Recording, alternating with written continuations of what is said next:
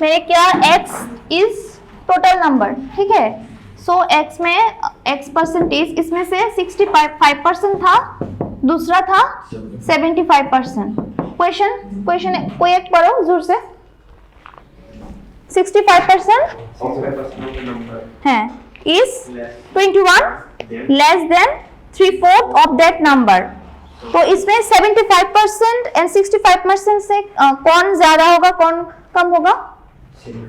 75% क्या होगा? ज्यादा होगा, 65% कम है, ठीक है। That means 75% of x minus कितना होगा? 21। Very good, 21 is equal to 65% of x, ठीक है। सो मुझे इस वैल्यू को यहाँ पर ले आना है क्योंकि कांस्टेंट है x 75% of x minus 65% of x is equal to कितना होगा? 21, ठीक है। तो यहाँ x अगर मैंने कॉमन ले ली तो कितना होगा? 75% माइनस 65%। यहाँ तक आप लोगों को समझ में आया? समझ में आया? ठीक है। सो x इज इक्वल टू कितना रहेगा? हाँ, कितना रहेगा? 75 माइनस 65%, 10% इज इक्वल टू कितना है? 21। ओके, इसको मैं यहाँ से यहाँ पर ट्रांसफर करती हूँ। सो 10% का मीन्स क्या है? 10% का मीनिंग क्या है? 10/100 इज इक्वल टू 21, ठीक है। यहाँ पर कितना रहेगा? 0 इज एकदम चला जाएगा, इसके बाद 10/100 रहेगा ना, is equal to 21। So x का वैल्यू कितना आएगा? हाँ, 210, ठीक है। तो मुझे यही पूछा था कि वो दैट वैल्यू कितना है, दैट मीन्स x कितना है।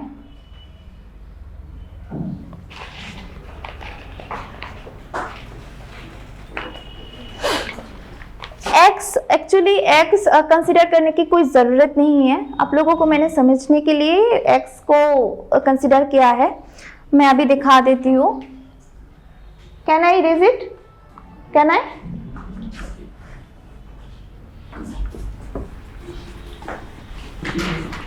क्वेश्चन में था जो 65% of a number is 21 less than 75%. So don't need to take x. Okay, that means 75% minus 65% is equal to 21. ठीक है। अगर मैं परसेंटेज से कैलकुलेट करूँ तो हाँ 75% 65% है, तो टोटल वैल्यू कितना होगा? टोटल वैल्यू हमेशा 100% होती है, ठीक है। मुझे क्या कैलकुलेट करनी है? 100% कैलकुलेट करनी है, ठीक है। सो 75% माइनस 65% कितना है? कितना है? 10%, not only 10। 10% is equal to 21। 1% कितना होगा? 21/10। तो 100% कितना होगा? 21 into 100/10, 210. This is your answer. Okay. So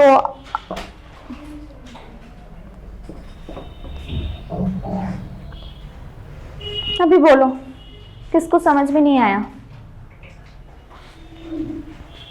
आपको समझ में आया?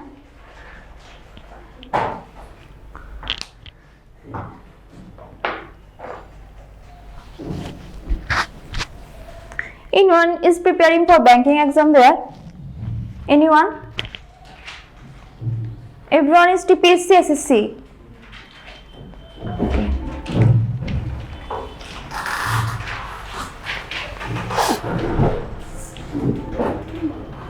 So question number 4. Okay.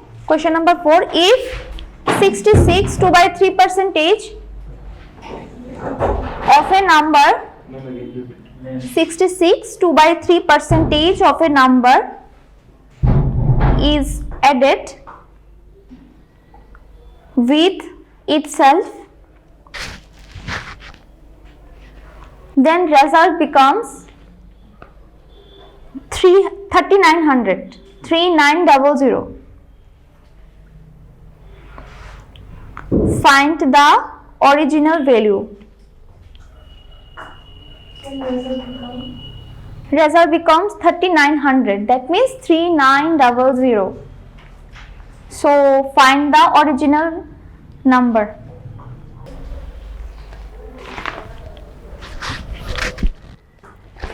(66) 2 by 3 percentage का वैल्यू बोलो. 66 2 by 3 percentage.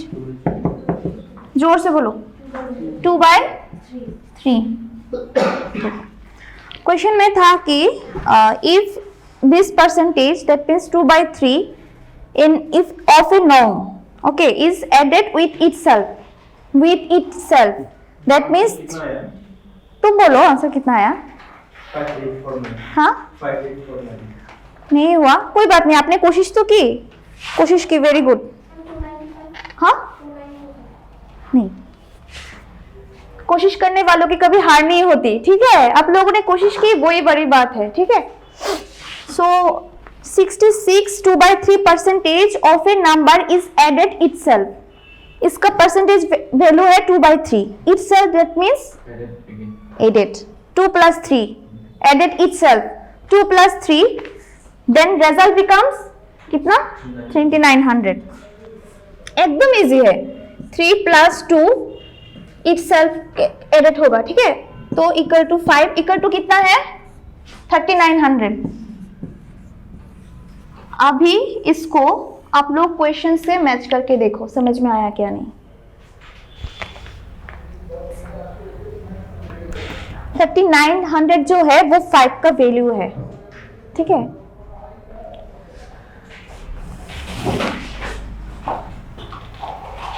समझ में आया सभी को?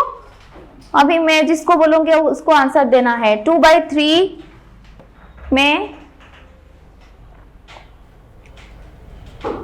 तुम बोलो मैम. 2 by 3 में ओरिजिनल वैल्यू कितना है?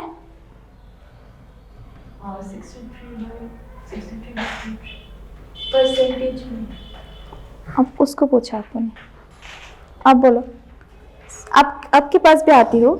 ओके, 66 2 by 3% तो 2 by 3 है. सो 2 by 3 में से ओरिजिनल वैल्यू कौन सा होगा? ऐसे कैसे नहीं आया आपको? मैंने तो पहले से ही बोला कि हम एक को बेस पकड़ेंगे. जो ओरिजिनल वैल्यू होगा वो हमेशा नीचे वाला होगा. I repeat it again and again. Okay, नीचे वाला जो नंबर होगा वही ओरिजिनल वैल्यू होगा. ठीक है, सो ओरिजिनल से इसको प्लस करने हैं क्योंकि इटसेल्फ बोला है. That mean 5 is equal to 3900. तो आप लोगों को क्या कैलकुलेट करनी है?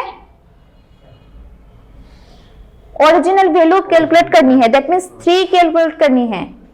5 इक्वल टू 3900. तो 1 इक्वल टू 3900 बाई 5. ठीक है, क्या कैलकुलेट करनी है?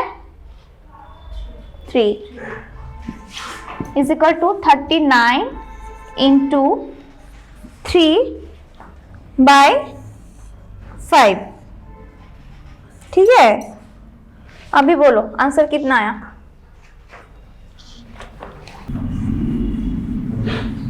66 2 by percentage is equal to 2 by 3. Okay, so if you want to take consider as x, then you have to take 2x and 3x. 2x and 3x. So 2x plus 3x is equal to कितना है? 5x. 5x का कितना है? 3900. Same 1 equal to 3900 by 5x. 3x कितना होगा 3900 into 3x bye 5x, यहाँ x cross होगा, बस आंसर आ जाएगा। Okay,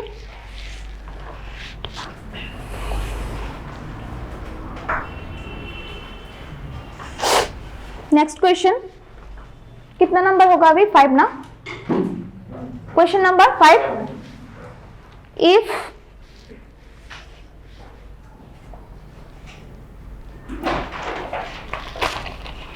(96) is added in a number, then number becomes 157 1/7 percentage, 157 1/7 percentage, 157 1/7 percentage of itself. So find the original number.